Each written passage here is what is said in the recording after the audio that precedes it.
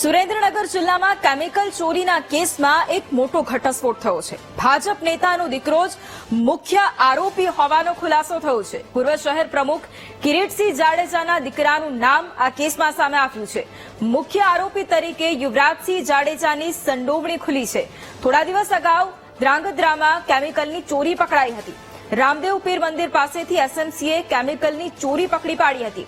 એસએમસીએ 83 લાખ રૂપિયાથી વધુનો જે મુદ્દામાલ હતો તે પણ જપ્ત કર્યો હતો। આ સમગ્ર કેસમાં 11 માંથી 4 જેટલા આરોપી હજુ પણ ફરાર છે।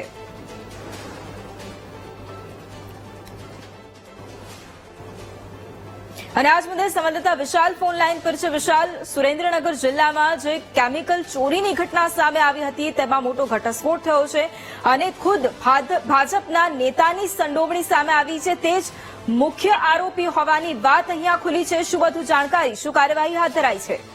જી વૈભવી, ચોક્કસપણે વાત કરવામાં આવે તો ધ્રાંગધ્રા તાલુકામાંથી હાઈવે પરથી રામાપીર મંદિર પાસેથી કેમિકલ ચોરી પકડવામાં આવી હતી। જેમાં 83 લાખ જેટલી મોટી રકમની એસએમસી દ્વારા રેડ કરી હતી અને જે ચોરી પકડી પાડી હતી તેમાં મોટી જથ્થામાં કેમિકલનો જથ્થો તેમજ ટેન્કર, મોબાઈલ સહિતનો 83 લાખનો મુદ્દામાલ ઝડપાયો હતો।